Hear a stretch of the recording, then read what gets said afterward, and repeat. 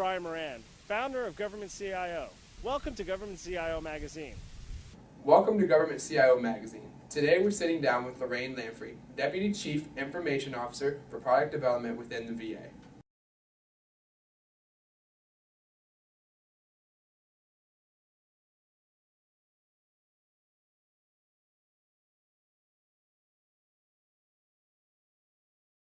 So Agile has helped us improve collaboration and efficiency by creating partnerships with our customers rather than having a handoff of requirements. This allows us to get real-time feedback from our customers while we're building products, and it also really helps us reduce the risk that the product that we're building won't meet their need because of that constant feedback. It's also improved collaboration inside of the OI&T organization and with supporting organizations. Our Agile teams include not only customers and developers, but also we have representatives from general counsel, from the acquisition community, and other parts of IT, like Section 508, security, release management, and the folks that are going to be responsible for operations and sustainment. So by all of that teamwork, we get fewer surprises when we deploy our solutions. Agile's improved our vendor options as well. Because we're building things in small increments, it's really suited to small business. Last year, 56% of product development's work went to veteran-owned small businesses and service-disabled veteran-owned small businesses. Efficiency is a little harder to describe. I know Agile's made us more a more effective product delivery organization. For example, in one of our major programs, like the Veterans Benefits Management System, VBMS, we had 6 major releases and 19 minor releases in FY13, and later this month we'll have our second major release, and we've already had 7 minor releases this year. Efficiency is a lot harder for us to measure. We're putting out a lot more product for the money, but how do you really go about proving that? So we're capturing things like dollars per increment, including our overhead and direct product costs. We're tracking the number of hours employees are spending on each individual increment and activity, and we're collecting function points. We started that about a year ago as a basis for comparison across all of our efforts. So, and I think the measurement piece is really how we're going to crack that efficiency nut, because with an organization as large as ours, we really have to be driven by data to get an accurate real-time sense of not only where we're doing well, but also where we need to improve.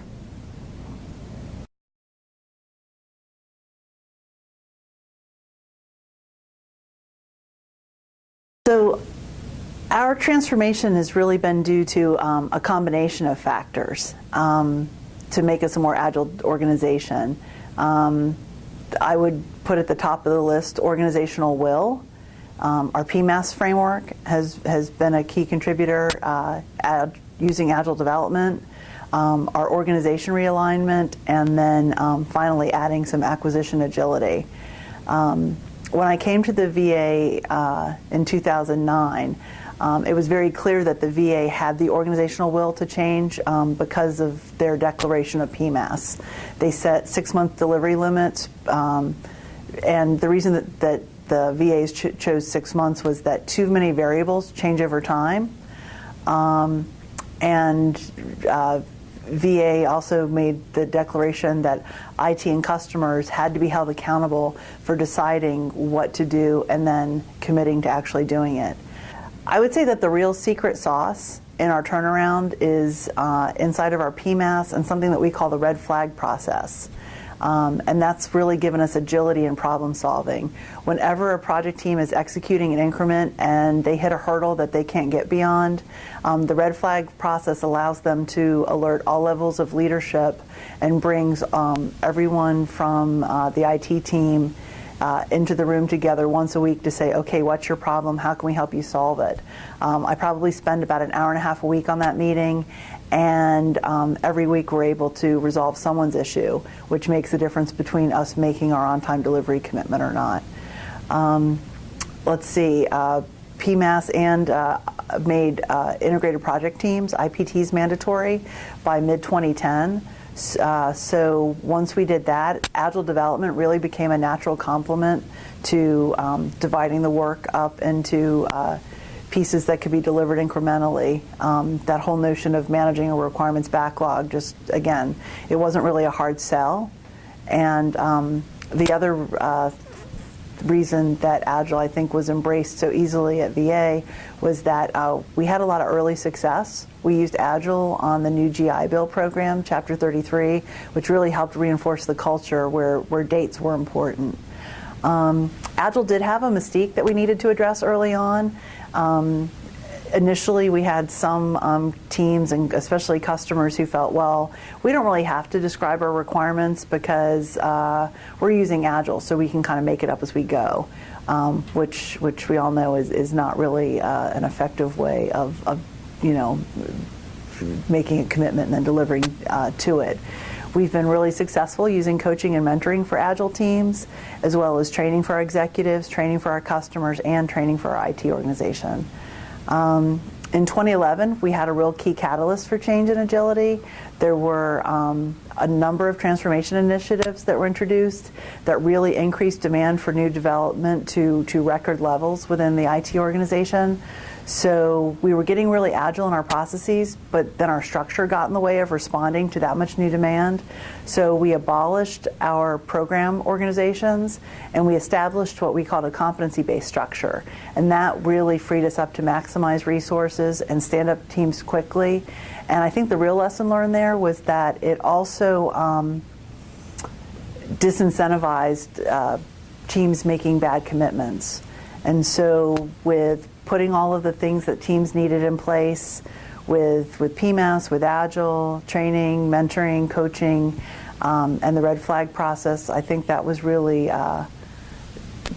those were really the key steps necessary. Oh, and I left out our acquisition partners.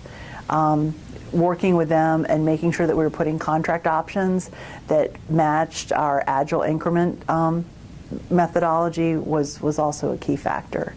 So as we mature, we'll find out where our next set of limiters are, and then we'll continue to address them.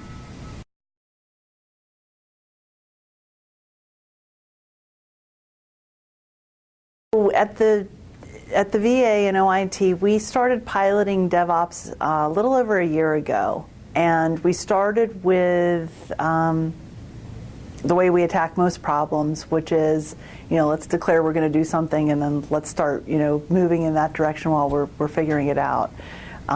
Because of the large amount of integration that was required for the benefits transformation and eliminating the claims backlog, we felt that was a really important problem space to tackle first. And so what we did was we put the teams together that were responsible from portals all the way through payments on the back end and all of the processes in between.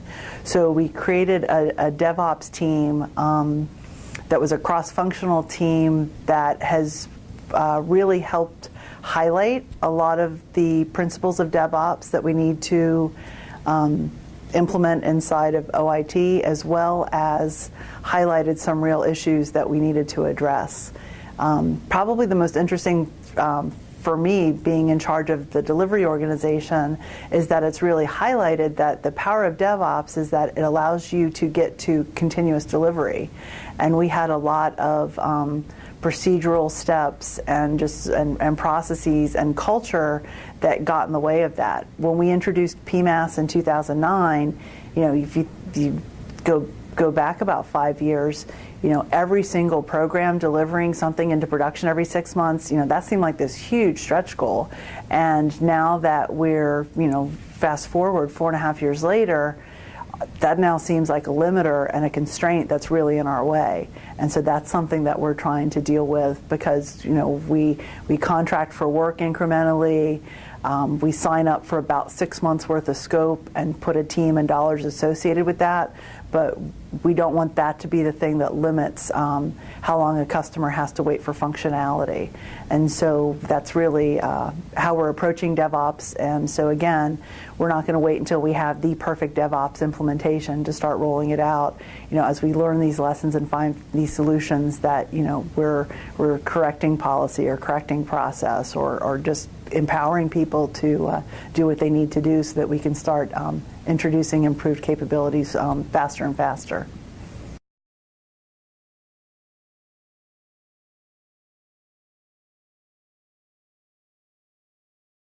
The CIO organization is centralized, so we're not just a policy shop. This is a full contact sport at VA. So as the Deputy CIO for Product Development, I run the development shop that supports health IT systems, benefits delivery, memorial affairs, and mission support organizations. We're in a risky industry delivering IT systems with a pretty high failure rate. That being said, over the last 4 years, we've delivered 98% of our projects and sustained an 80% on-time delivery rate for putting product in customers' hands in increments of 6 months or less. Probably the most, and so as you imagine, that was quite a turnaround, and learned a lot of lessons along the way. The most important lesson that I took from all of this is that the only thing that really matters if you're trying to improve the performance of a delivery organization is actually delivering capability. And delivering frequently is the thing, and probably the only thing, that really greatly reduces that risk. If I had to sum it up, I would say 4 things have allowed us to change. First of all, PMAS. PMAS works because we only commit to doing what we can successfully do. We have shorthand at work for that. We call that the YODA rule. Basically, do or do not. There is no try. And so in a nutshell, that means that you can't start a PMAS project without a requirement or resources. And then once you make the commitment to deliver, we use the red flag process that I mentioned earlier to make sure that we're elevating and solving obstacles in real time that a project manager is just not able to remove on their own. The other thing that's really allowed us to change is that competency-based organization. Looking at the YODA rule, do or do not, there is no try. Well, then who would commit to try? Who would sign up to do something even if they didn't have enough people, even though they didn't have enough budget? Well, large hardwired organizations do that all the time because that's why their big organization exists. So with a small project management organization footprint, there's really no incentive to work on anything other than the agency priorities that are set up for success. Agile is the thing that really reduces the technical risk and the delivery risk. And also just, I think in general, results in better systems because you've got that flexibility to not only do what the customer asked you to do, but also throw in some of those delighters that really makes a solution cool. And then the last thing I would say would be increment-based contracting. Whatever acquisition approach you use, it's got to match your overall approach to delivery.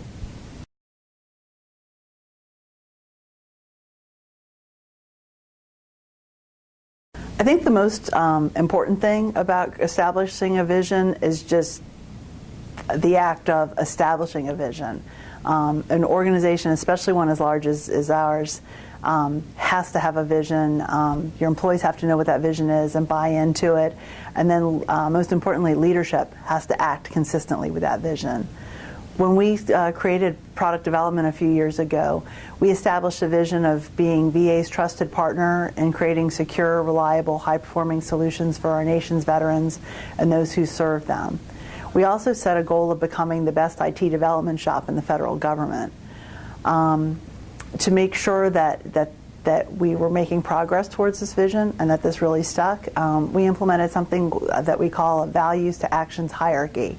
Which in a nutshell means that from the top down, you establish values, visions, goals, objectives, policies, processes that are all intended to guide our actions and our decisions. And just like accountability, this hierarchy's got to work in both directions, which means that we encourage everyone in the organization to speak up when they see something that's inconsistent or in conflict with that higher level vision and goal. I'm also very fortunate that I have a great communications team, and they do a fantastic job in ensuring that not only our employees are informed, but that we have many creative feedback loops so that we get that information.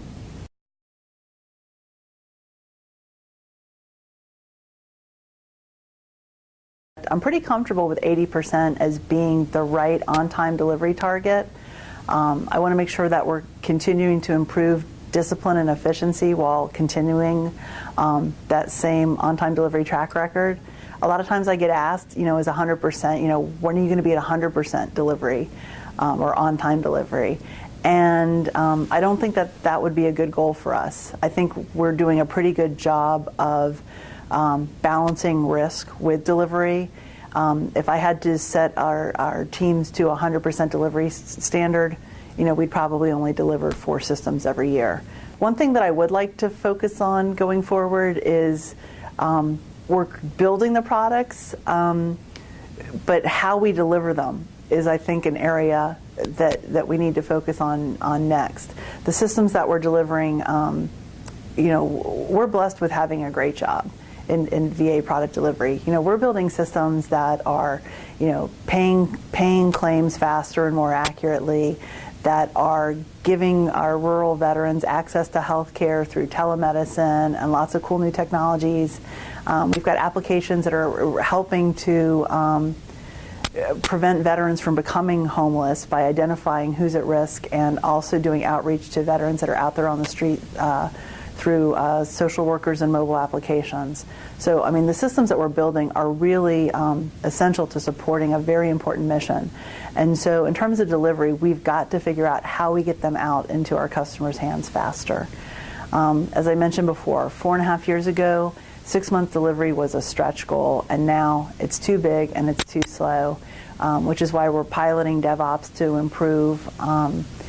And I think, if we can figure out how we make smaller changes, we'll get more practice at introducing change into the operational environment, and learn how to do so in a way with less operational disruption to the VA mission.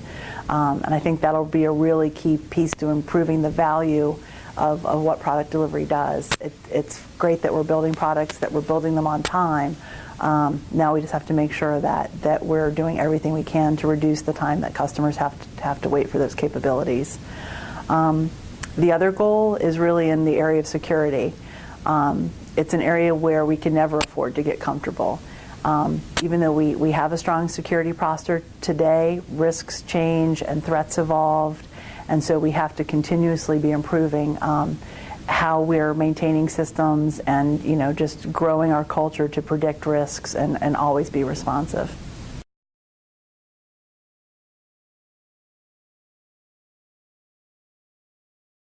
I've talked a lot about what we do in VA and OIT product development and how we do it, but I would like to spend a few minutes just sharing a little bit on why.